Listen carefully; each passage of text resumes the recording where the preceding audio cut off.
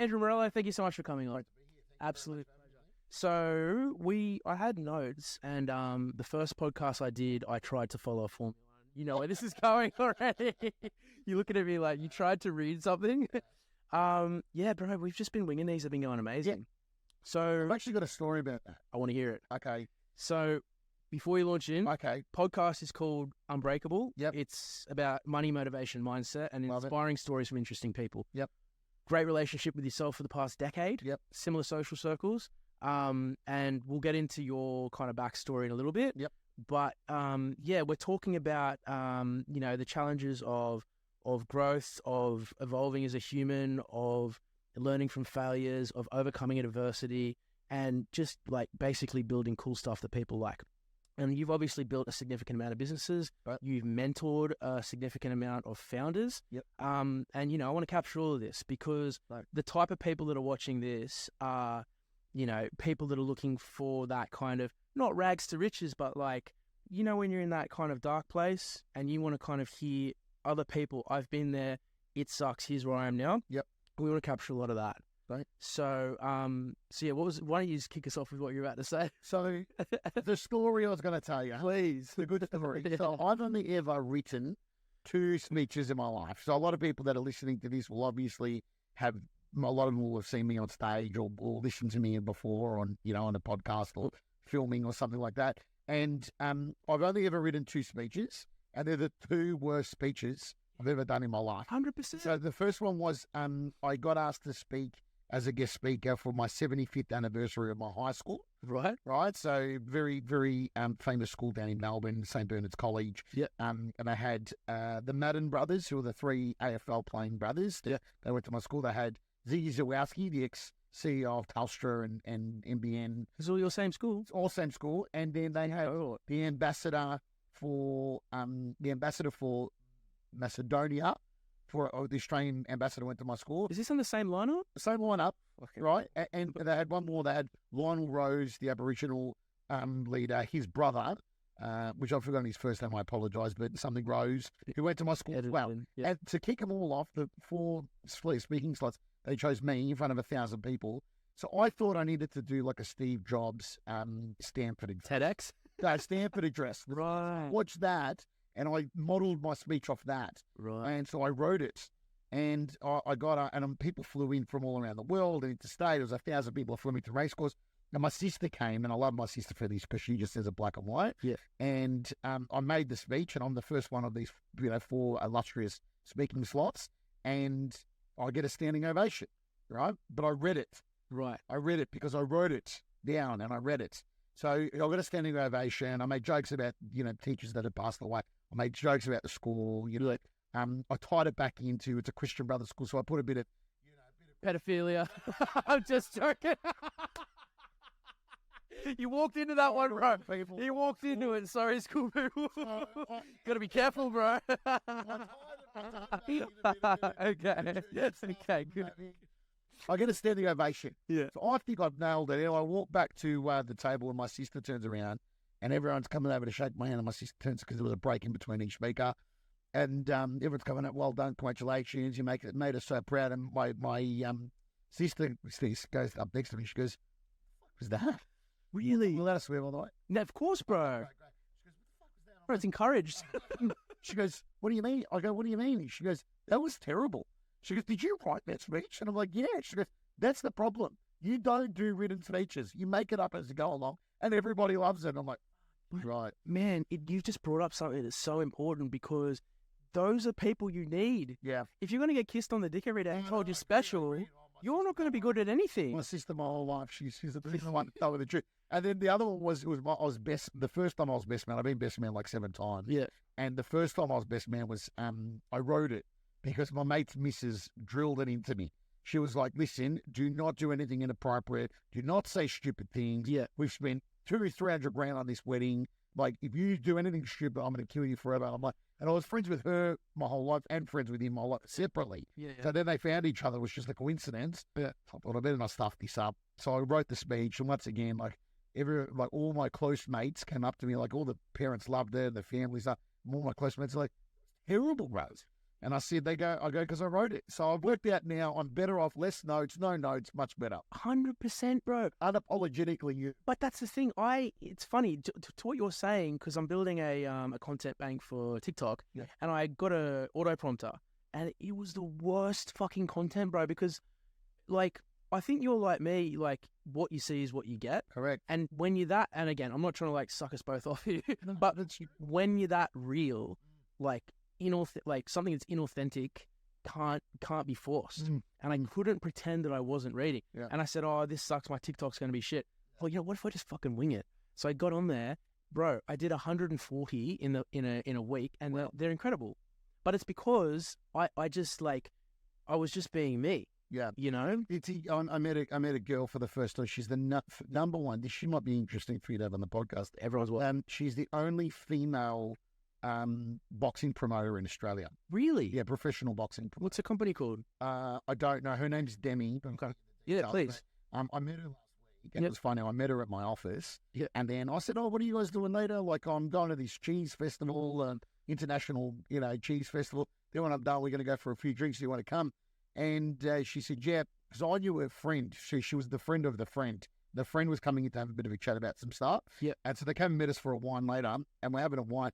And she gets talking to me for about an hour and a half. And at the end, she just looks at me and she goes, "I fucking hated you when I met you. Like this afternoon, I hated you." She goes, "I don't know." And she goes, "Now I've got to spend time with you." I said, "Can I ask you the reason why?" Yeah. She goes, "You're too much." And I said, "I know. See, you think I'm too much because you got me very full on in a short period, all in one go. For sure. Never experienced it before." But I said, what it is that people like you and I, we're unapologetically us, right? Have to be. And I argue that even the people that don't like me, they even say words to me like, "I don't like you, but I respect you." Yeah. It's like, I don't need to like you to respect you. Yeah. And I appreciate that you are who you are. They're never going to get bullshit. Like, they're always going to get the truthfully. And, and I say to people, I go like, I make a bit of a joke about it. I go, "I'm not here to make friends. I'm here to tell you what you need to hear." And they're like, "Thank God you did that, because I was literally on a course to failure." Can I ask, do you feel it's almost like when you're constantly walking through the world being yourself, like it's almost like an organic filter where like the people that don't accept that, like you don't really want them around you anyway? I call it a deselection. Correct. I deselect them. Natural deselection. 100%. Like they fall away like when you burn a forest and it all falls away and you've just got the green trees. Like people that aren't on board with like who you are and what you do, having them around anyway, it's going to fuck up everything you do, right? So John McGrath, the real estate leader, is big on this. So I spoke a couple of times at his conference, in the Australian Real Estate Agents Conference up in the Gold Coast, Eric. And I still remember what they do is they send you a spreadsheet of all the feedback, right? From the attendees.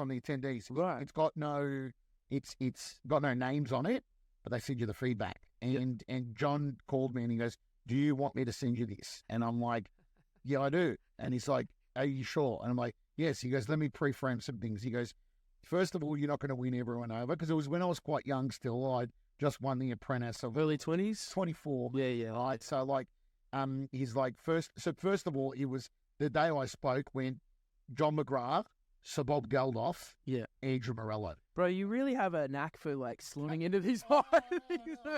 So anyway, so me and Tony Robbins and Richard Branson were on Necker Island. I walk out and then I'm like, I go, "Ladies and gentlemen, John McGrath, Sir Bob Geldof, Andrew Morello." I go, "I don't know what the fuck I'm doing here, but me out." And, but by the end, I'm standing on their chairs, cheering, screaming, having a great time. Yeah. And anyway, so of the 4,500 people that attended, 693 had a comment for me, right? Really? And yeah. That's a good feedback. It's good feedback, yeah. And like 95% of it was amazing. Mm-hmm. I was exactly what I needed. It was a shot in the arm. I love the energy. I wish I had that energy. Rather, 5% was like used car salesman. Who does he think, who, and some like racist stuff as well. But bro, you can almost like, you and I know you can do this. I can picture in my head what those people look like. So can I.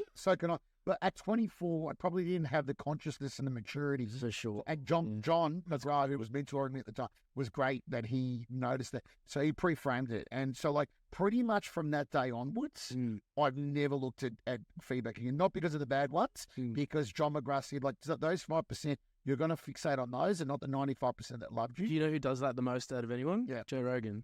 Do you know what he calls it? Post and ghost. He goes, if I like it, I just put it out there, I post it, and then I ghost. I don't care what these people say. Yeah. If I like it, and he said the same thing as what you just said. He said, well, if 5 people out of 5,000 say it's this, it's that, it's whatever, because that's just going to piss me off. Yeah. I don't want to look at it. No. You know?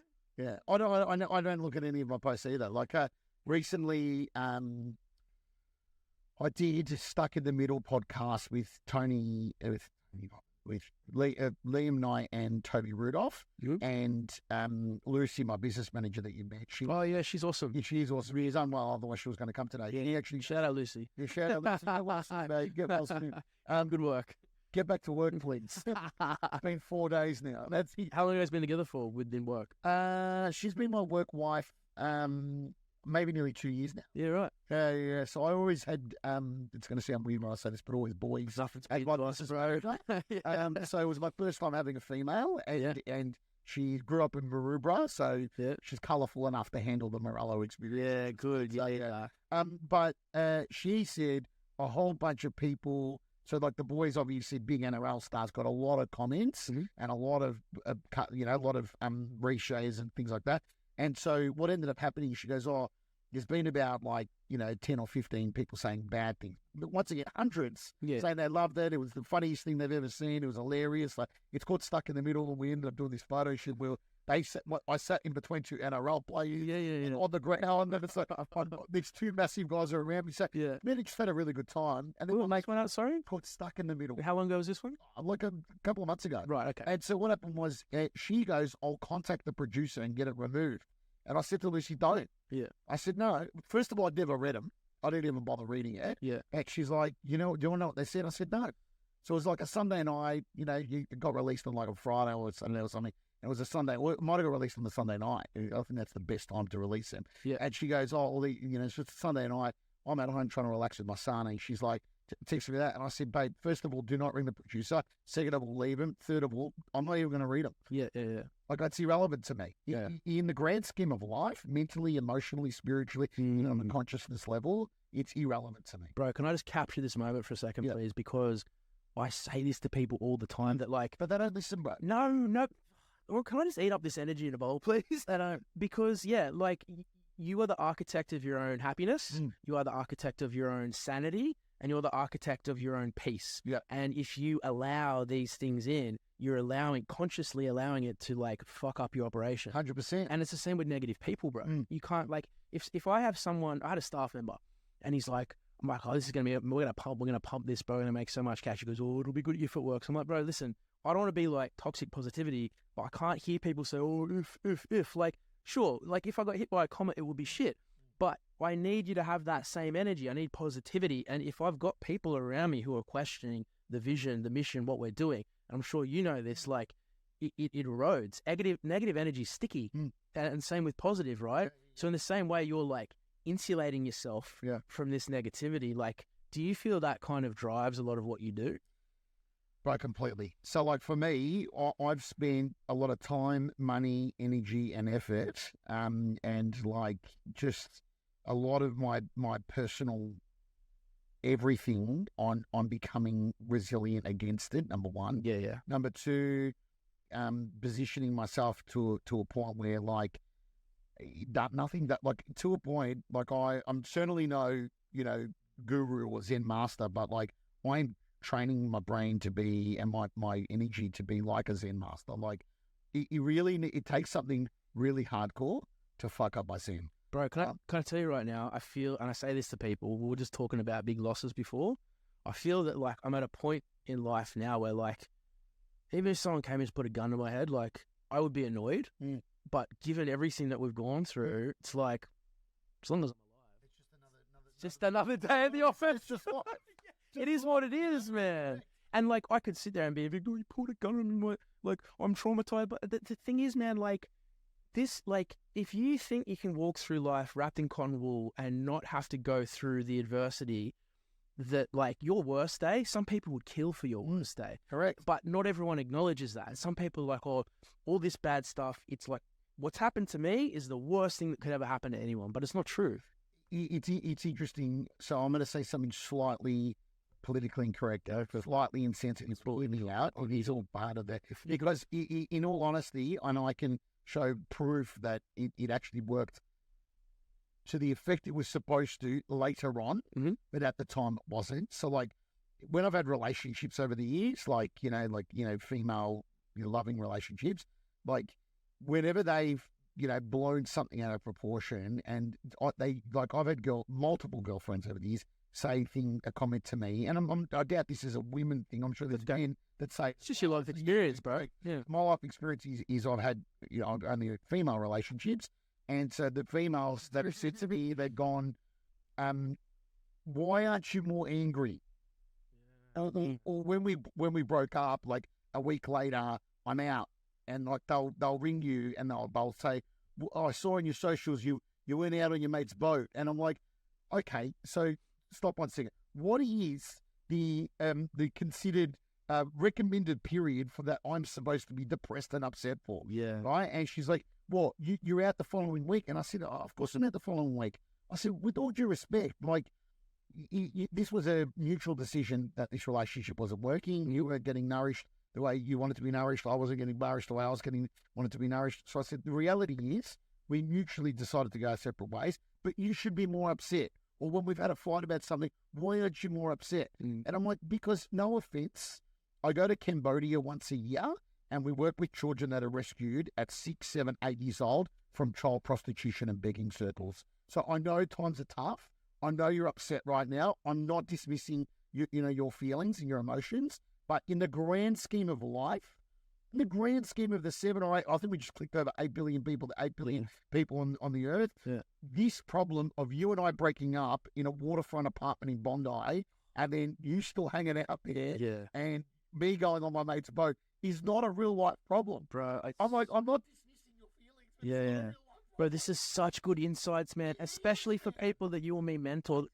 I just it's not mind how people get so caught up on these little things that are not important. Bro, I say to people, I wish, like, the ability to sit there and be depressed for a day for me would be such a privilege, like I would love the privilege of being able to sit there and be sad for a day, but I'm not dismissing people having depression. Like, my sister does a lot of work with I'm not dismissing that either. Yeah. My sister does a lot of work with Headspace, and I'm doing the Luminosity Youth Summit end of this month. So anyone want to come along? Yeah, no, we do work with Black Dog as well.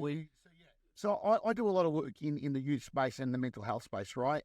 But when an eastern suburbs Sydney girl who's got good money, comes from a good family, drives a nice car, is complaining about stuff, I'm like, you really cannot be complaining. Yeah, like, look where you live. Perspective is everything. You've got. Like, I'm like, it's not that bad. And then look, and I'm not dismissing that we're low socioeconomic in Australia and things like that, but like, as you said, for an Australian, the worst day that they could have is often the best day that, the best day for some people. But some people will kill for your worst day. I've been to the Smoky Mountain slums with 1 million people in the Philippines. I've been to Kokoda, to Papua New Guinea, the Kokoda Trail. Well, they're not unhappy, they're very happy. But when you're in the jungle and there's people that have never seen mobile phones or TVs, and like, they live like in a jungle. Yeah. Right? And they're happy. Right? And then I've been to Cambodia. I'm back there in March next year with Project Gen Z. I sit on the board for them. I've been to, the only part that I'd probably give a little bit of airtime to is I do work with Seed Foundation for Indigenous Education, and I go to some remote communities with the Indigenous work that I do, and it's like we fairly stuffed up. Australia pretty much stuffed up that whole situation. Yeah, out north? Up north. So Palm Island, off the coast of Townsville, and then a number of sort of remote communities. Like out in the Northern Territory? No, that's Queensland still, so it's Northern Queensland. Right. But I'm not denying that there's some bad situations there. That certainly weren't their fault, and there's hundreds of years of oppression there. So I'm not here to dismiss that. But what I'm here to say is, like, a girl in the Eastern or a guy, either or, male or female, or if you identify as a toaster or a lamp, I don't mind. But I'm like, if you are complaining, Identify as a bottle of prime. if you were complaining about like a breakup, like, oh my God, bro.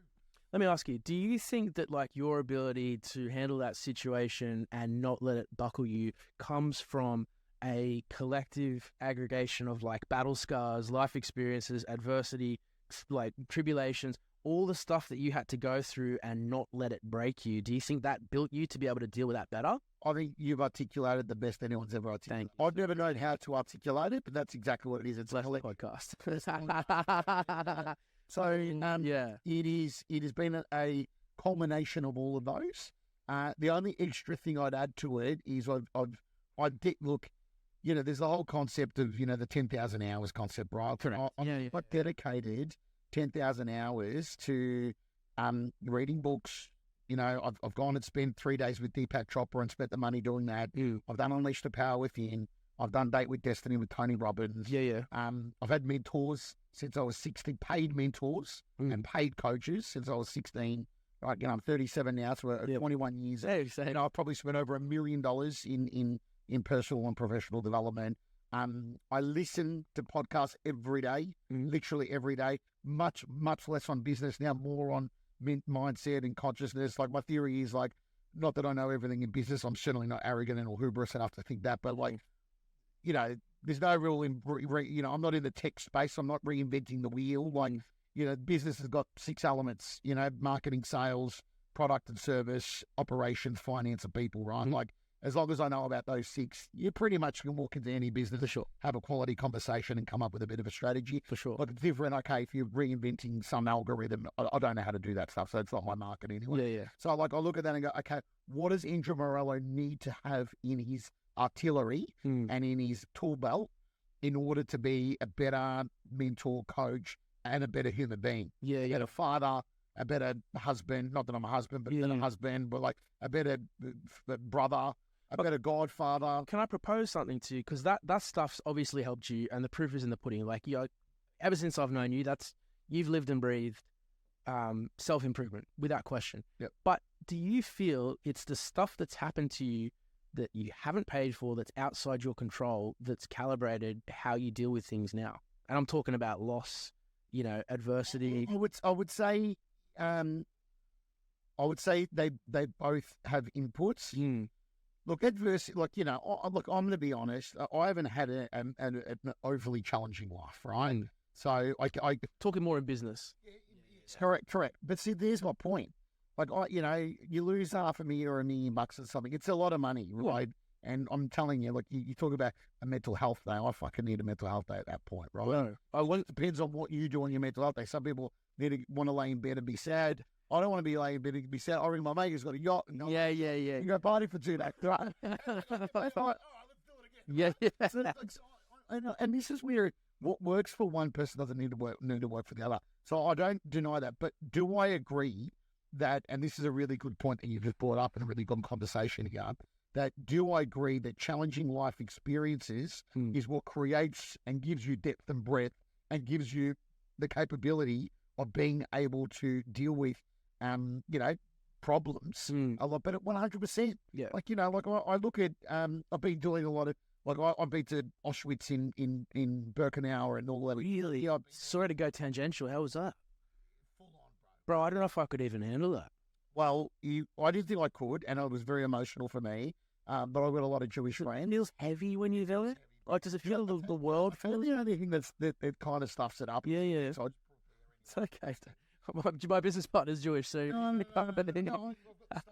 oh, there we go. Oh, bro, that's beautiful. My Jewish clients. Bless the podcast. I love that. Yeah. So my the only thing that stuffs it up a little bit is Poland is very beautiful. So that's the problem. Like, Poland is quite picturesque. Right. So, like, I went there in winter when I went, and I was there for Christmas, and you know, it was great. Krakow is a beautiful city. It's got this town square that's quite beautiful. Like, obviously, there's the ghettos where the Jews were taken from, so you go and see that. And then then they take you, then you go and party in the town square. It's beautiful, mulled wine, drinking, nighting, 24 hours a day. Like it's weird. Then you go out to Auschwitz, you take the bus out there, and they've demolished a lot of the buildings. So they've kept like one of each. Obviously, they want to get rid of it. Yeah. They kept for historical purposes and to make sure people don't do it again. They kept one of each. People don't do it again. Well, that's the whole point of the education. Yeah. Like yeah. in Germany, they do a lot of education with the students. They say people who ignore history are bound to repeat it. Correct, right? So they knock down most things. So it's actually quite a big space. Right. It's quite picturesque. For sure. With rolling meadows, there's flowers. But you get taken out of that to go to the camp, right? Like you get... So the problem is the camp was massive. Right. Like imagine a massive piece of land. So they haven't built on any of it. Sure. Because I'm sure there's probably... I wouldn't want to build on that. Correct. So they've left it all fenced off. Yeah. But like, because they've got rid of most of the buildings, they just kept like one of each building. It's like, it's all green. Like I went during winter and it's supposed to be snowing and it was the warmest winter they've ever had. Right. And it was beautiful. It was green. It was luscious. The sun was shining. You're describing a concentration camp too well, Morello. I just tell where you are. So, then they take you into the gas chambers. Right. They kept one chamber. Yeah, so you walk into it, and obviously the tour guide explained At Auschwitz. At Auschwitz, yeah. Then they take you into like one of the rooms, and there's like, you know, a pile of real people's hair that they shaved off, and there's a pile of like people's like seeing glasses, and a pile of people's suitcases with chalk with their name. That kind of humanized the whole thing. It's crazy, right? But so like the moral of the story I was going with that is that like we talked about challenging life experiences. I know where you're going. You look at the Jews that came out of World War II, even the ones that necessarily didn't go to the concentration camps, but they have become some of the most successful people in the world. I think part of that. So like, it's like because they saw the end of the world and such a bad thing happened to them, they're like, fucking, I'm gonna go and make the most out of life. You look at there's a really good documentary and a podcast and a book about the happiest man alive. Yeah. And I apologize that I've forgotten his name, but I'm sure if you Google the happiest man alive, he was an Auschwitz survivor. Really? So he's called his little, documentary and all that's called The Happiest Man Alive, right? And he did an interview in the 70s on a talk show and, he's become famous off the back of it, where he talked about, like, he's the happiest man alive because he was there in a concentration camp and eluded death like 30 or 40 times. And he saw his mother die and his father die and his family die. And he was the only one who survived. So he's like... Is he still alive? He's on... Look, if he's on alive right now, because I came across him about 10 years ago, he would be... Maybe, do you put like resources on the bottom of these podcasts? I can do that, yeah. Yeah, just have a look. It's the happiest man. I'll look it up, yeah. I'll put in the notes. Yeah, my brother originally said that to me like 10 years ago. He saw something on Facebook, but it's an interview from the 70s, and it's this guy who talks about, and he wrote a book. Yeah. He just basically talks about the fact that he's the happiest man alive because he was supposed to be dead, right? And he saw everyone else die, and he survived. So I believe that pressure is a privilege. Right? So pressure is a privilege. If you feel pressure, you're in the advantageous position to change the fate of your life and the people around you. I say this to people all the time. And nobody listens. Do I listen to this guy? Yeah. So, and then pressure produces diamonds, right? So, like, that's the other thing. Scoop to my bro. I'm loving this. Please keep going. Please get it all out. Let it roll. So that's where I'm at with it. Like, and so I go, I went to the concentration camps in Poland. I'm off to Berlin in October to do another tour in Germany of World War II history. And then the last part I do every year that I go to Cambodia is I go and spend time at the concentration camps in Cambodia. And I go and spend time in the death camps, and I go and spend time in the jails that they had during the Pol Pot regime. Yeah, and everyone always says to me, why do you go back every year? Because I always do an Instagram live or something from it, or I take photos of it, and I go, and they have survivors of their Holocaust in the camps. They sit there every day and they talk to people. Really? Yeah, and it's obviously the way they probably feed their families, and they've written books and stuff like that. And I always buy the book. Yeah, I bought the book like 10 times. Just help a brother out. I buy a book, because I don't want to make him feel like, that. Of course. Yeah, so I always buy the book. I don't want to give him just cash because it's like the big issue. I always buy the big issue. I always do too. Yeah. I subscribe. Yeah. I put it in the trash when I get home, but I buy it because I want to. I give it to someone. Start giving it to someone. Yeah, I probably should. But it's the concept of supporting work. So what I've done is I've started giving the extra copies to people and explaining what it is. And then, like, people that would never normally buy it. Yeah. And to the point where my CEO, Tim Morris, who's a great man, he actually... Is this of which one? Of the Entourage. Entourage, yeah. And he actually saw the other day, because he sees how much I love the big issue and everything like... Yeah, I love it, bro. It's the opportunities it creates. Bro, sometimes I've got like 10 copies. Yeah, same. Sometimes I'll just give him $50. Sometimes you do that, or sometimes I get 10 copies to go on his show. It's because we respect work. Correct, 100%. Yeah. So Tim knows I love it that much that he saw the calendar at the start of the year. Like, it was like, I think maybe the end of January, start of Feb, and he's like, I know the year's already started, but Lunic, you know, the Australian artist. Yeah. He does the stuff in the Age and the Herald Sun and all that sort of stuff. Oh, yeah, I do. Yeah. Like the little with big character names. Yeah, set of, yeah. So he did it for him. And so what it is there's a Lunic picture, but then there's a profile of people, of big issue sellers, right? They're the calendar people. Yeah. So instead of it being like a bikini shoot, it's a big issue shoot, right? Which is cool. Yeah, yeah. So he got me that, and I put that up in my office, and it's like, if for those of you who don't know, I'll put a link in the bio. Yeah. So socially, are they on social media? Oh, of course that is. I'll click this out. It's so well run. I'll click this out with. It's a beautiful. Man, honestly, it's one of those. I wish I came up with. I went there as a kid. I went for an excursion to go to the place. Has it been around that long? Oh, bro, it's been around. Yeah, that's all I liked it from high school. Right. Yeah. And then I just loved it. And then, like, I'm a big fan. Like another thing that I said the other day, to a friend of mine, we're in the car, and there was a guy came and cleaned the windscreens, and I looked in the ashtray in my pocket, because I like $1.10. Like, I felt bad, but he did a pretty good job. Yeah. And as someone who grew up in my dad's service station pumping petrol and cleaning windows, I really appreciate what he's doing. Yeah. And I went, why do we not give them a bloody high vis? Yeah. Give them, because the guy was in all dark at night in the cross, so it was dangerous. So I'm not going to deny, and that's the reason why they don't want him doing it. Well, why don't we give them a high vis jacket, like a big issue sort of thing? They go there, they get a good quality cleaning squeegee product, a good quality fucking thingo, window cleaning squeegee, and then give them like a fluoro vest, a little permit card, so they, people. You know what else we could give him? A square tap. A squeegee. Because you don't have to look for change. This could be a next business. We could do it. They won't do it, and we could do it. I know we could do it. The other thing that they used to do is people used to sell the newspaper in the bumper to bumper traffic in the morning. Yeah, I remember that. Yeah, Central Coast. Yeah. That would have been giving out heroin needles where I was from. In Melbourne, but it was like it was people that came from slow socioeconomic index. For sure. And they would wear a fluoro vest. They'd walk between the cars, $2 for a Herald Sun, $2 for an Age. They'd have the papers and they'd just walk up and down and say, no, I remember that in Sydney. Yeah. But newspapers would sell again if somebody did that. I love the idea of the fact that it's just humans helping other humans. Yeah. It empowers them as well. Yeah. Like, it doesn't, like, I think, I very reluctantly, like, generally, if I see someone in, the worst part is they're always at the front of Ivy in establishment. Like, you leave a conference or a dinner, like, we'll go down there financial year dinner on Friday night. We'll probably end up at level 6 Ivy or a Northern Hemisphere, right?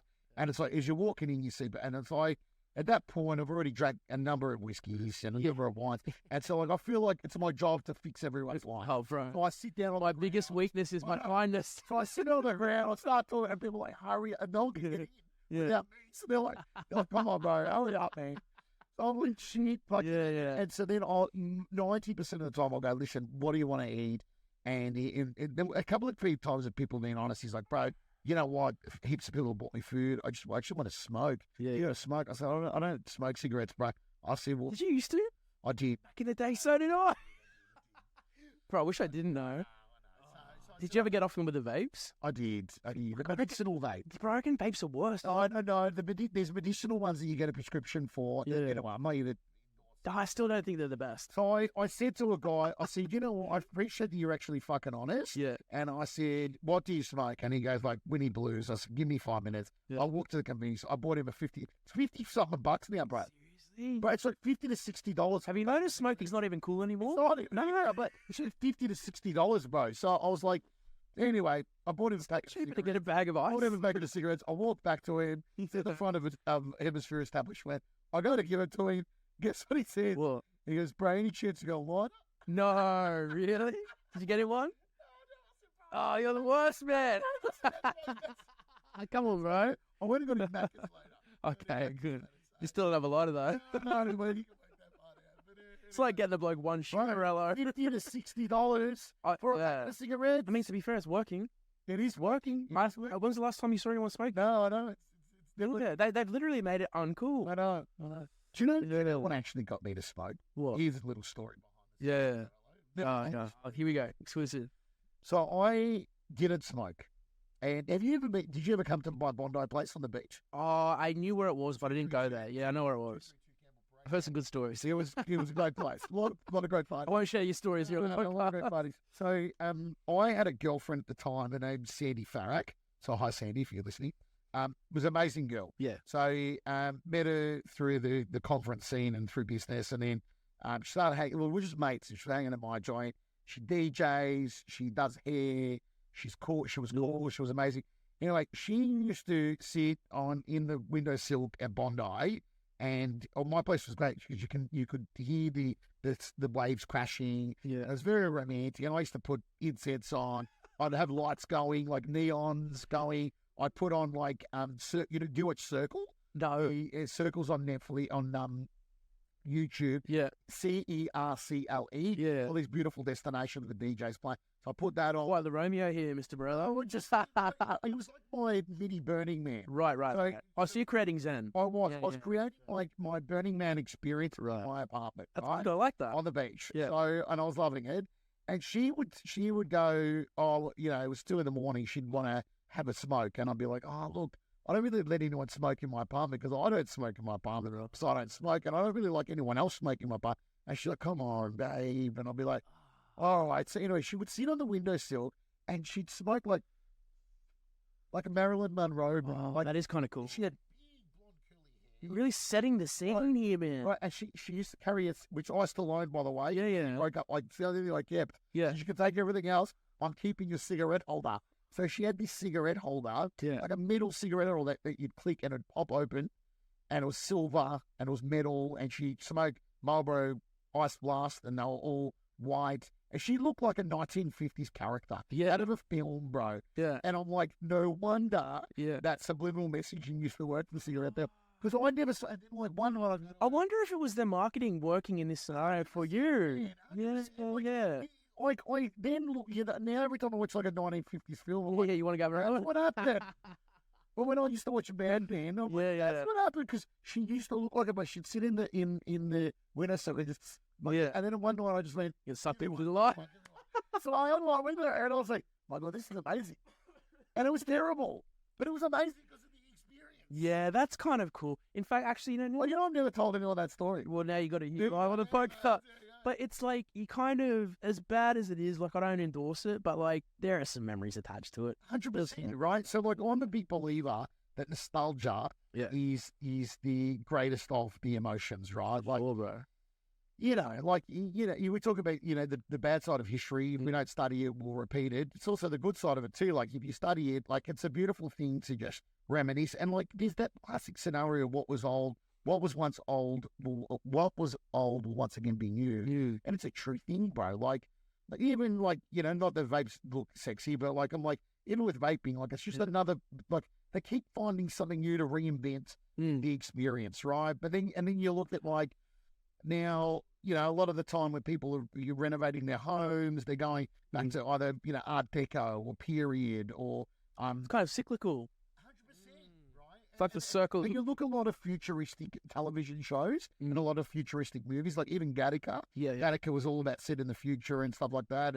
And I studied that for my Year 12 exam, Gattaca, for my English exam. Yeah. And it's like, it is all based around Art Deco. Yeah. Like, everything's Art Deco in it, right? Even the cars are like vintage cars, right? Like 1920s, 1930s cars. So I'm like, you look at that. You look at the fact, like, everyone loves a Great Gatsby party. You could argue that cordial's cool again. I know, I like myself some frying cordial. So, like, the reality is that I just think that's I think nostalgia is a big thing. Like, I when I was getting ready to come here, I was having a shower, playing my music loud, and I've got it on shuffle, and like a song came on, Ti Amo by Umberto Tozzi. Yeah. And I think, do you remember my mum passed away a couple of years ago? Yeah, it's 2020, mum passed away. And it was one of my mother's favourite songs. And so I'm just in the shower listening to Ti Amo by Umberto Tozzi. It randomly come on and shut. I've got like 10,000 songs, but it randomly come on. And I was like, it was beautiful. It wasn't a sad moment. It was a happy moment. Yeah. And you'd be like, oh, my mummy's watching. That's weird you say that, I bro. she's not watching me in the shower. No, it's weird you say that because it's weird how something that's sad at the time, because I had a friend that passed away from cancer, and there was this song that used to fucking always make me upset. Yeah. And it wasn't until like 4 years later it came on, I felt kind of nostalgic. Yes. Because you kind of like, it's like you transition out of that, Oh, that's the stages of grief. Yeah. Yeah, correct. So how are you doing now? How are you feeling now? Can I just tell you, so a couple of things that happened with my mum. Please. First of all, she was unwell for about 5 years. So when dementia first kicked in, it was about, sort of about 5 years before she passed away. By the time she passed away, and I'm not here to with any political agenda around. It's your story, bro. You tell it. Yeah, so like, just you need to apologise for your story. When Mum was passing away in the final stages, it was during COVID and lockdowns Melbourne. Oh man, it was a disaster. So sorry. And we're in the hospital. Is that the actual time that it happened? In lockdowns Melbourne. Yeah, from COVID. Yeah, I could go to rap. Pretty much Nazi Germany. I can't. Yeah, I will be going all day. And I've studied World War II history, so I know what Nazi Germany looked like. It makes me too angry to. All right, yeah. So I said to the doctors and the nurses on that floor, I said, if a dog was dying, you wouldn't let this happen. Like, like I said, that's my mother. She was a queen, like she's a queen, and no queen or king deserves to die like that, let alone a human being, right? Yeah. Because we wouldn't let our dog die like that. Yeah. That's the reality. And they said, you're singing to the choir. Everyone who works on this floor agrees that it's terrible because we see it every day. I'll make a quick parallel. Isn't it interesting how the people at the death camps did not want to do what a lot of them didn't want to do what they were doing? And a lot of people in this situation did not want to do what they're doing. Correct. That's why I have a nuanced view on like rules and laws and whatnot, because it's like there was a point where hiding a Jewish person in your home was illegal. Yeah. But is it immoral? No. It's the right thing to do, but it's illegal. So it's like when you get into that philosophical mindset, like how do you correct? What I mean, if something's illegal, does it make it wrong? Yeah. If something's legal, does it make it right? The answer is no. And so in your situation, I can see how they must have been caught in that ethical dilemma. Oh, they are. And so it's good to see, ironically, even though Victoria was very backwards in lockdowns, it's actually one of the most progressive states in the country around euthanasia. It's still very difficult. Right. But you have a thing now called, so if anyone's interested in researching a bit more, it's called having a end-of-life plea. Is this what you guys had to go through? No, we didn't. Right. My mum was you need to do it all like now. Right. So you need to decide now and get things signed off now when you're in full sane health. Yeah, okay. So ironically, the week my mum passed away, the first woman passed away through an end-of-life plan. She'd had cancer 4 times. Then it was riddled with her. She went off to some place in country Victoria.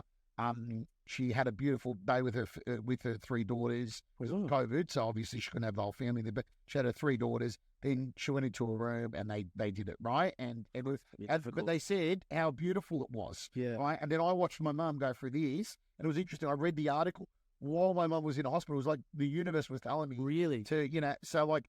The people that work there don't agree with the laws. But the law says that they need to prolong life. What was the final thing that? So what did she have? She had dementia, but you don't die from dementia. Right. So what happens is your body shuts down, right, and then you're not in a mental or physical state to be able to explain what's going on. So her official passing was from what they call a sepsis in the stomach. So she basically got sick, but was unable to tell people where she's sick.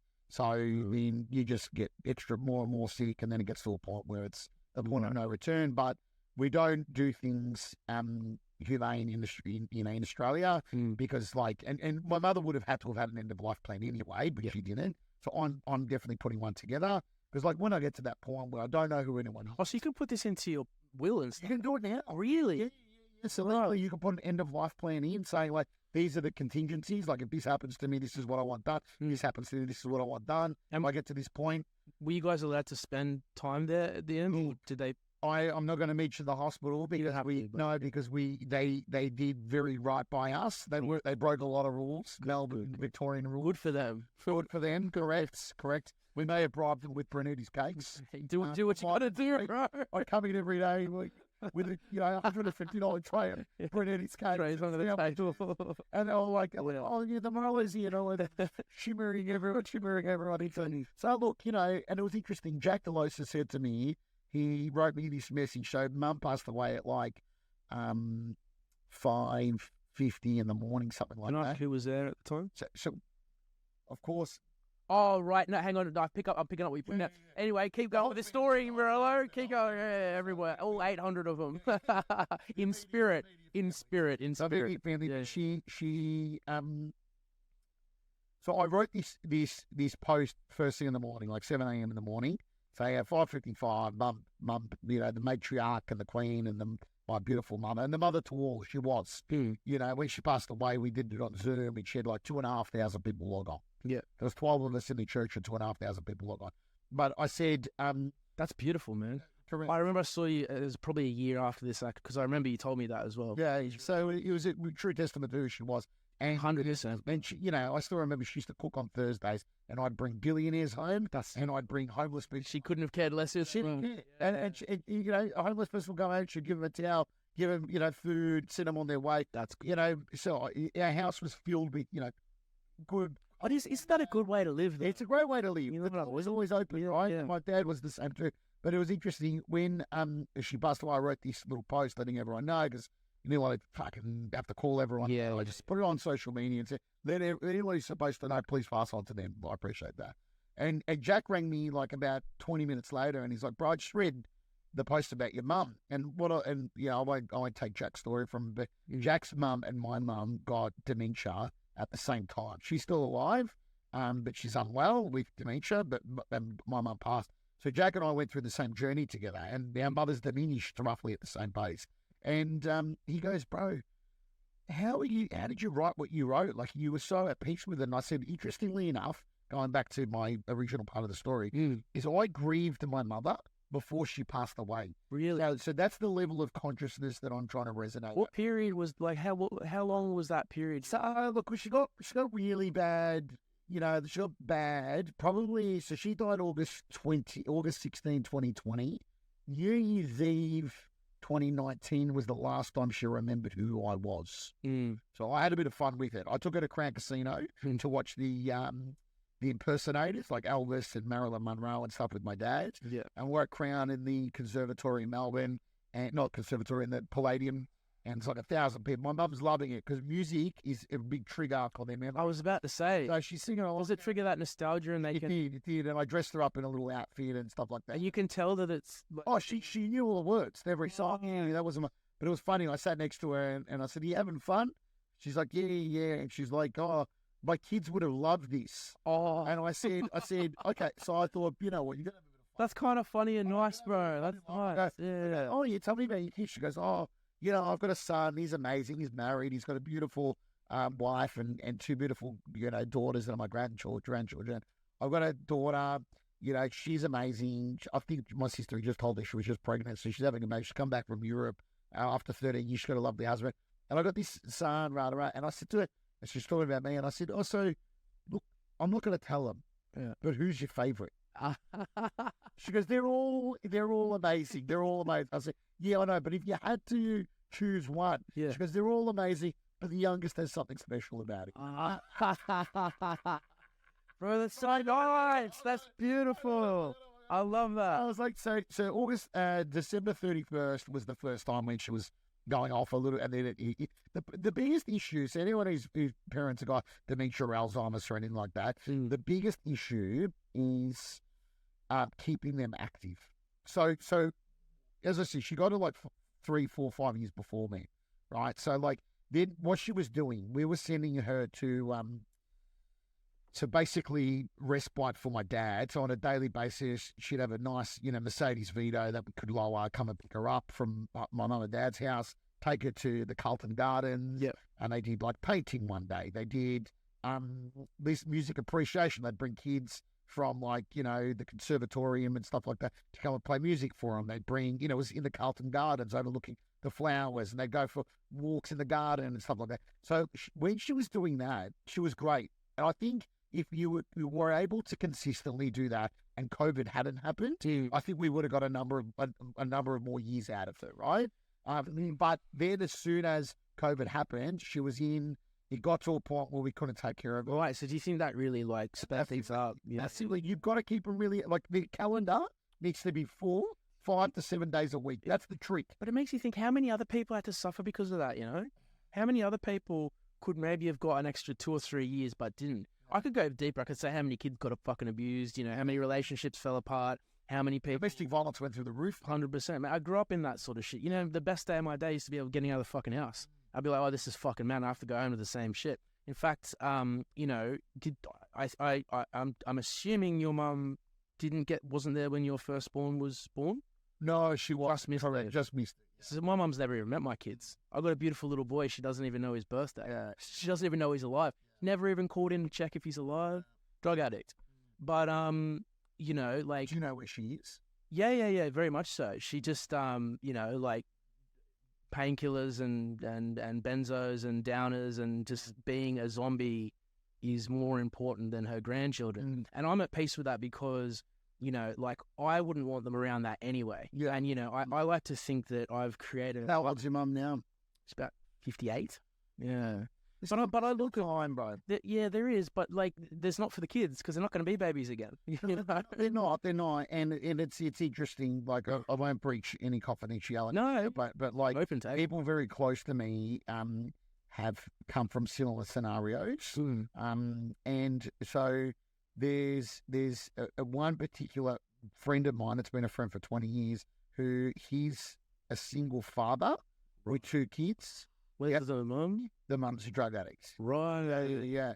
And it was interesting. His current girlfriend is upset that my mate, my very good friend, still takes care of his ex-wife, even though the kids aren't over 18 yet. So a good question was asked the other day by somebody else. Do you reckon he's going to do that once the kids are 18? And I'm like, it's a good question. And I reckon for him, so let's call him Person X. Yes, for sure. I don't want to... No, this is good. Anyone.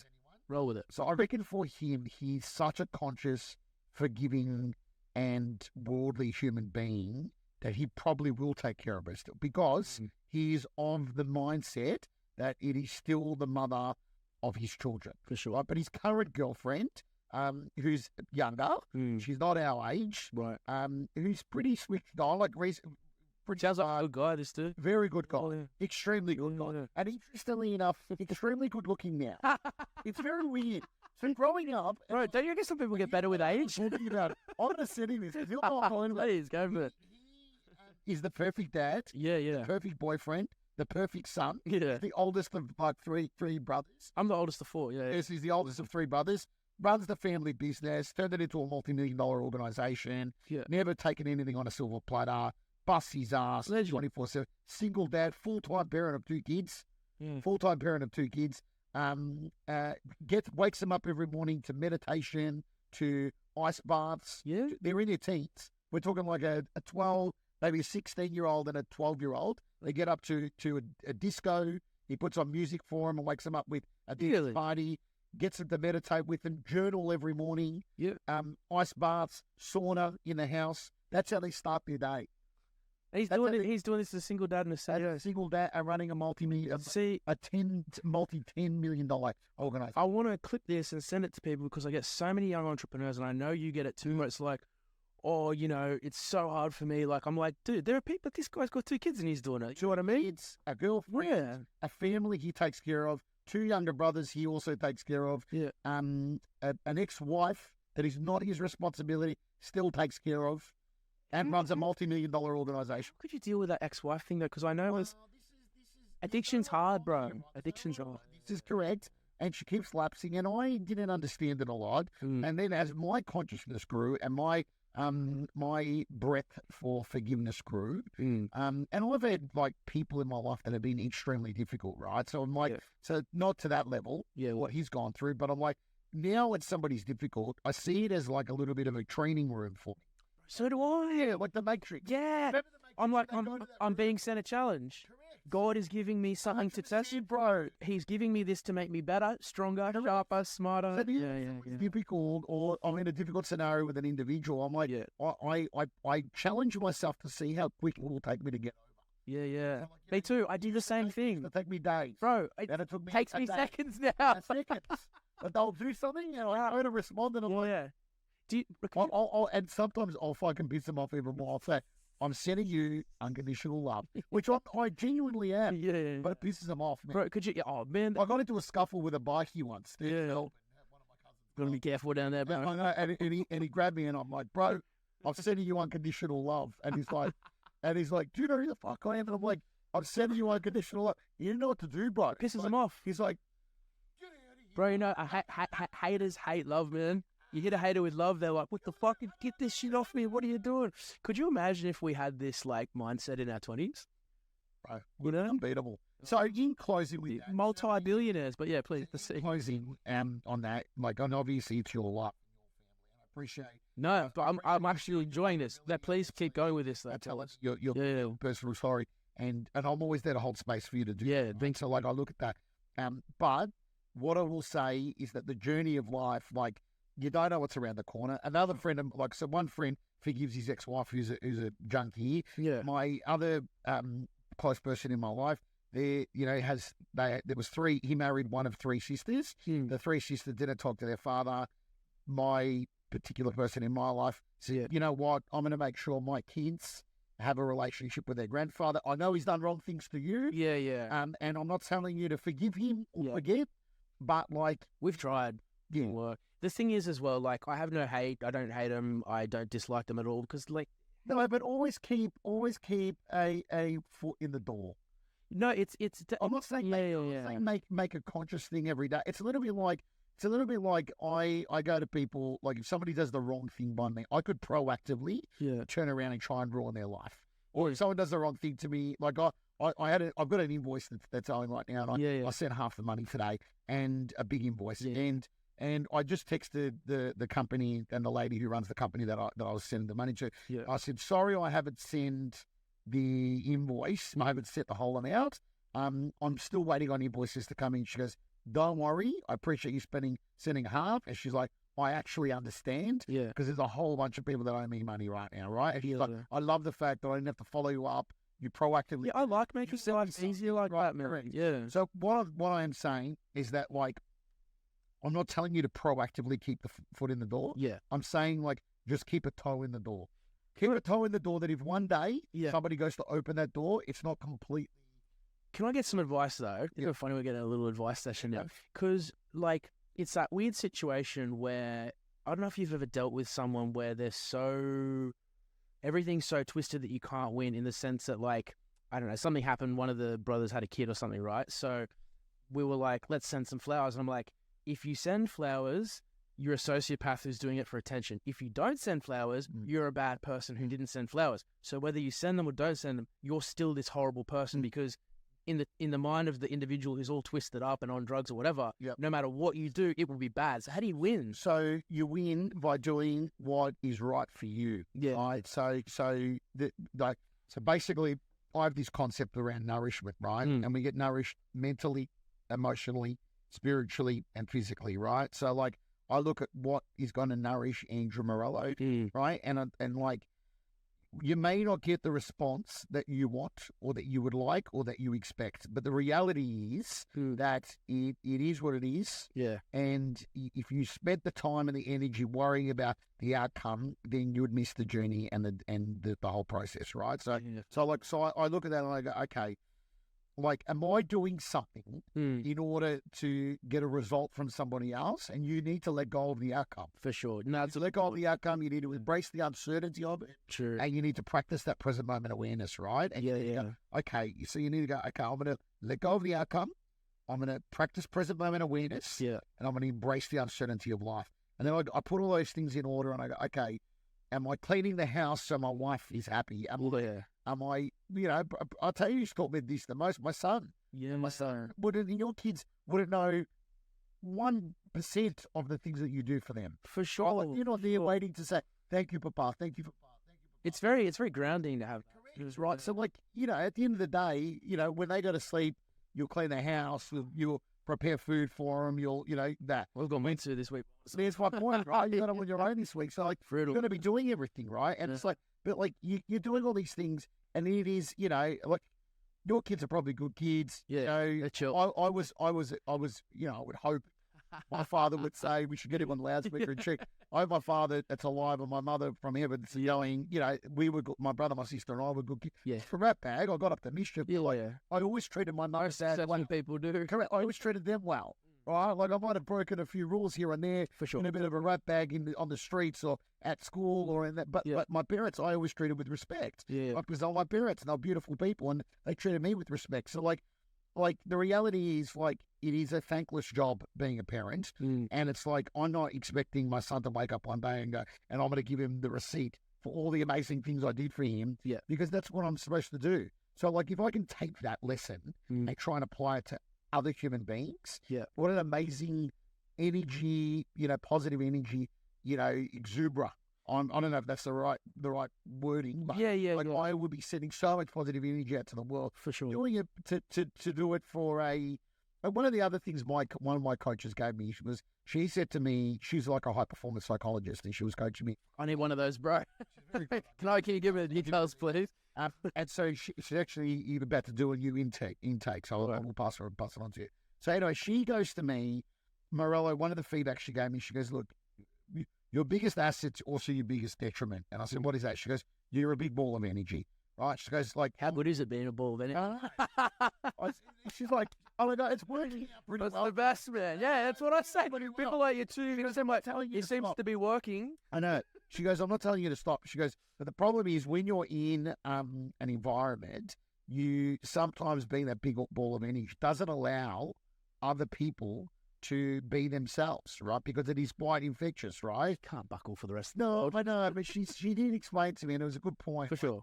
Like, and I look at, like, at the Entourage, we've got, our advisory and coaching team, and there's some really good quality coaches and advisors. I've seen them. They're good. They're amazing, right? And it's interesting because people will join for Jack and myself, or like they'll meet us or see us on station, they'll join for us, but they stay for the coaches. Yeah. Like, come Christmas time, their desks are full of hampers, bottles of wine, whiskey, vouchers, all this sort of stuff. Well, that's the core of the business. Yeah, the coaches have got that full. Where Jack and I, we get gifts, but not as many as them. For sure. And we're like, wait a minute, you joined because of us. Like, yeah. But so, like, the coach said to me, my coach said to me, she's like, when somebody's in a session in one of our boardrooms, we've got, getting advisory, or like one of our advisory clients, they're spending $100,000 a year on working with our team. Often the people that are working with them are not D personalities like you and I are. Like, in a disc profile, we're Ds, and we're like I's and D's, or D's and I's, right? Yeah. Where, like, some of them are S's and they're C's, and they're a bit more cautious, a bit more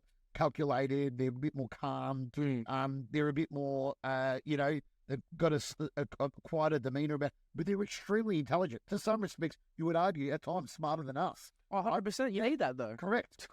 I wouldn't get anything done without these. Somebody's in a room and there's, like, your advisory clients, there's the advisor, who they love, who they absorbing, and then you storm in the room. Hey, God, everyone.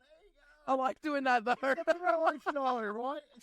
She goes, but what do you think that does to, one, the advisor and the coach? Number two, what do you think it does to the people that have been sitting there? And, like, you're coming in hot and heavy. You haven't even heard the preamble. You don't know what's going on. You haven't had the recent update in their business. Can I contextualize this for you? Yeah. This is the universe or God sending you another challenge. Correct. So now I do not. But isn't it good to master that self-discipline? You know what? If it's difficult to tone it down a little bit, I'm going to do it because it's hard. And because I want to practice things that are hard, because you said at the start of the podcast, diamonds are made under pressure. Yep. So if you want to become a diamond, as cheesy as that sounds, you've just got to do shit that's hard. 100%. And this is the universe giving you that hard thing. And that's what and so, like, genuinely, I try every day to find something that challenges me. And did you find that kind of improved? 100%. So I don't interrupt. And you feel good about yourself. Correct. And the other thing is, like, if it's a group setting where it's a sharing, like, I'm still bad. I'm not going to say I mastered it, but, like, I will try and pause, let other people contribute. to the point where I've actually forced other people to contribute. I've done the same thing. I said, like, you're presenting today. No, I don't do the present. That's your job. I'm like, no, it is my job. But I want you to grow. Like, as much as I need to learn to fucking shut the fuck up, So do I. you need to learn to be louder. Yeah, but it's good, bro.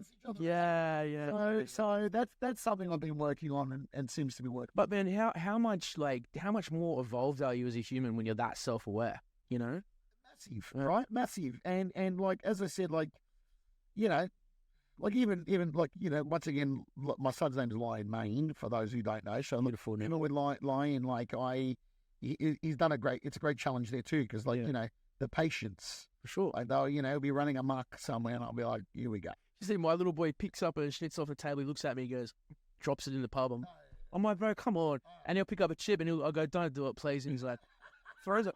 What is wrong with you? Yeah. And I'm like, God has sent you to test me. His latest one is he's learned how to throw. Yeah. And my fault, because I taught him how. Mate, if you go to the park, I'm teaching him how to throw stuff in the park. Yeah. Now he's in the house. Yeah. Throws things. Yeah? And I'll hit the place, mate. I'm like, hey, bro, my little 3-year-old girl, I'll give you a funny story. I literally went to my room for 2 seconds to take a phone call. She pulled the $3,000 TV onto her little brother, who's 2. I came out and I never, ever get mad, ever. I'm like, who broke this TV? And she goes, Tommy. I'm like, how could he break it when he's under it, Lara? And she goes, I don't know. So there's actually, it's a big issue. So one of my mates, $3,000 gone. Yeah, well, the thing is also the child. I told her it cost $1 million, and so she went to school. She told her teacher, she goes, I got in trouble. I broke Daddy's TV. It was $1 million.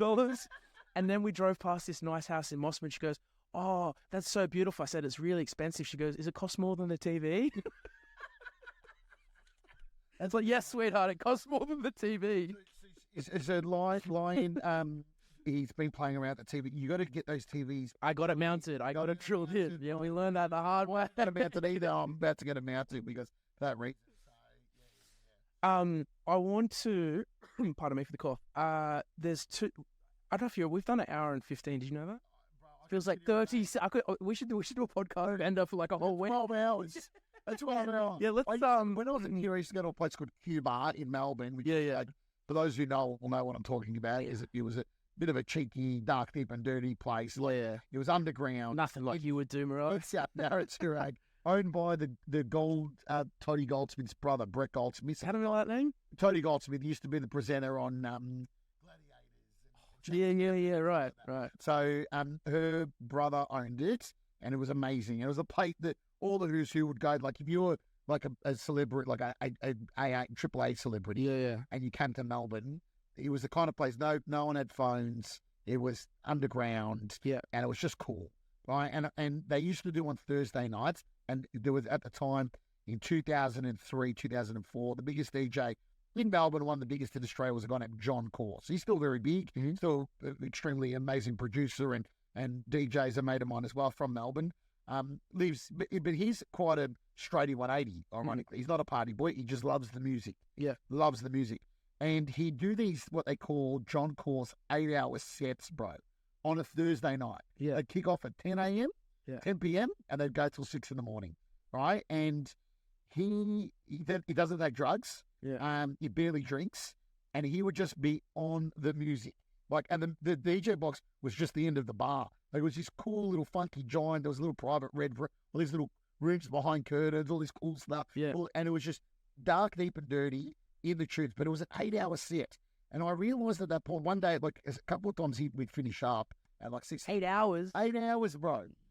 It was called John Course, Thursday night, 8 hours, like once a month. And he was getting paid at this point, like 5, 10, 15 grand a set. So, like, for a 1 hour set. You'll make it do an 8 hour podcast. 100%, right?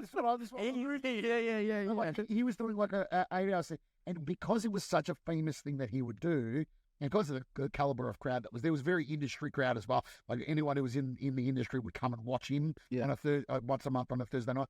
And he would just do it for a normal fee. He probably did it at a discount because it was his famous set that he did. Yeah. And I picked his brain one day, like we left, and I'm like, but how do you do that? And he goes, when you're doing something you love, he goes, you know those 8 hours? They feel like it feels like an hour, maybe an hour and a half for me when I finish. So well explained, bro. 8 hours on drugs. I don't think he gets in his car, he drives home after it. Because I had 4 of these for 4 hours the other day. It felt like 5 seconds. Here's my point. Yeah, And John Course, hopefully he watches his live percentage. we shout out, flip it. Flip it to John Course.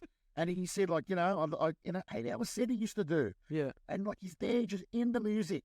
And it was like he's so passionate. And that's like I would go, because it was a Thursday, I was in real estate at the time, so often I'd have to work Friday. Yeah. So it was very rare I'd stay till finish. But like Friday's a pretty busy day in real estate. You got to get ready for auctions on the Saturday and stuff. Yeah. So like it's something like Old school. I'd be going there and not having a big night, and I'd look at my watch and it kicked off at 10. Yeah. And it get to 4 in the morning, bro, and I'd be like, I'm gonna be in the office in 2 hours. That's a proper real estate life. And I'm driven there and everything. I'm driven there, going, I'm not gonna drink, I'm not gonna party, I'm gonna leave at like 1:30. Yeah, it's 4, and I didn't move, and I didn't look at my watch, I didn't look at my phone, because I was just like, yeah, right. because I was in the moment, right? And Isn't it good? I think like good conversation, Yeah, man. good food, good wine, good company, good friendship. But isn't it funny? Like, I feel like we're in such a lucky spot in life, and like again, this is achievable for everyone. Like, if your favorite thing is sitting in a dark corner, like it's just as achievable as doing this sort of stuff. 100%. But I think we're just so lucky to be able to just do what we love, be who we are. Because like there are people in cubicles who have to get told when to piss. I agree. That could be us. There are people in relationships with people they hate. People enjoy that. They do, and if they're doing it and they enjoy it, perfect. You're right. That's probably a better one. Some people are in relationships that they're not happy. Correct. And I think we live in this modern world now, right? And some people go, oh, they're staying together for the kids. I think kids being around 2 miserable adults 100% is even worse than them being around. I can tell you that it is. Mum and dad that are there, and like kids are that intuitive now. Like, an 18-year-old is now a 13-year-old. Yeah. The things they're doing. Even if we have know about, they know about everything, right? Like, they got YouTube, they got the internet. Like, gone are the days where you can shield them from things. Like, they're fully aware of it, right? So it's like, life's short, you know that. So you got to do shit you like. Like, kids are on that too now. Like, kids are like, why?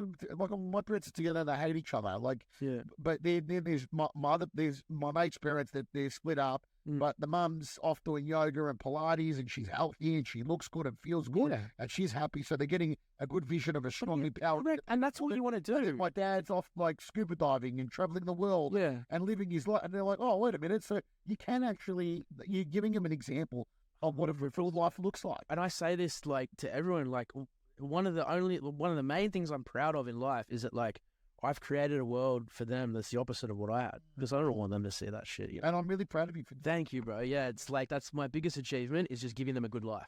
Great. Because I didn't have that. So it's like, they don't grow up in poverty. They've never seen violence. They've never heard loud voices. They've never had to fear where their next meal is going to come from. All the stuff that I had, they've never experienced. And that is the best thing that I can do in the world. So you can do make the world a little bit better than leave the world a little bit better than when you came in. I butcher it all the time too. All right, obviously we could do this for 8 hours. We got a short window left, so we should have John Course playing in the background. Now I want to wrap it up with we talk about money, motivation, mindset. Yep. It's just a generic tagline. The thing I've been asking people is like, you've gone from A to Z now, and you've built this great life, and you're at a really good point. But there are people now who are back where you started at point A. And given everything you've accumulated to get from there all the way up to here, like for the people who have started there, things are tough, money's tight, lack of ambition, lack of motivation, haven't figured out how to structure the right social circles, intellectual circles, professional circles. Like, what sort of advice would you give to someone in your situation at point A that's going to help them go through that journey quicker? And even if you were to give that advice to yourself. So can I give him some pieces of literature to read? 100%. Anything that would have helped you? I want to give him a couple of pieces of real life applicable things they can go and do tomorrow. Then I'm going to give them some concepts that they can implement in their life. So number one is to read The 4 Agreements by Don Miguel Ruiz. I was going to write it down, but it's on camera. That's all right. Let me get my notepad. So maybe you can put a link to these in the script under it. So The 4 Agreements by Don Miguel Ruiz, The 7 Spiritual Laws by Deepak Chopra. The probably one of my recent ones that I've fallen in love with is Green Lights by Matthew McConaughey. Have you read that yet? I know, but I have heard it's good. It is very good. Yeah. So a lot of people don't know Matthew McConaughey lived in Australia. Well, he was an alumni at University of Texas where I studied. Oh, okay, there we go. So Very smart. very smart, very cool guy. Yep. The whole concept of green lights as well. There's like a red light and a green light in your life, and it's all about getting momentum and finding flow and having green lights. But he had a lot of challenging life experiences with very colourful domestic violence household. Oh, did he grow up with that as well? Parents, they got married and they remarried each other like 3 times. Yeah. Yeah, they got broken up. So, you know, but very good book. So that as well. Now some podcasts to listen to. Here and Now by Ramdas. It's a little bit out there. There's a little bit of stuff around sort of psychedelics and stuff like that. So remove that from the new thing, bro. Psychedelics are the new thing. This was the guy who was the grandfather of it. Right. Harvard University lecturer. He left Harvard and moved to India and became the conduit between the East and the West. Wow. Right. So his real name is Albert something. Richard. That was his Harvard name, and then he took Ramdas, which means like son of God, I think. Yeah. So Here and Now on podcast by Ramdas. And then the concepts that I probably want to leave with people is, number one is, as I mentioned before, let go of the outcome. Number 2 is embrace the uncertainty of life. Number 3 is practice present moment awareness. Number 4 is you have the power to be powerful. Number 5 is, learn to be able to bear the unbearable. Because if you do, I know it's hard. Yeah. That's why I put it as number 5. But it's the best one. If you can do that and you can master that, like everything else will become easy with you. It's so funny. Number 5, you just tie back to what we said at the start of the podcast, where I was like, someone could come, put a gun in my face, and I'd be pissed off. I'd be pissed off. Bearing, wouldn't break me though. I'd just be like, I've got to get on with it. I've got to get paid. Yeah, that's true, right? So those are the 5 sort of principles there. Did you just come up with these on the spot? Partially, like they were a little bit of. I thought to myself, I was gonna say these come out in a book because they're good. No, some of it's from books that I've read. Some of it's from my own. These are good. Yeah, it's really. It's from my own experiences and so forth as well. But like send love out to the world. Yeah. Don't be angry for too long. I'm not telling you not to be angry. I'm not telling you to dismiss your emotions and your feeling of depression or anger. But the world is beautiful. I know at times it seems dark. I know at times it seems difficult, but there are a lot of people out there that want to help people. And if you are willing to send some love out to the universe, the world will send love back to you. That's beautiful, bro. I can't end it on a better note than that. Morello, thank you so much. Thank you for having me.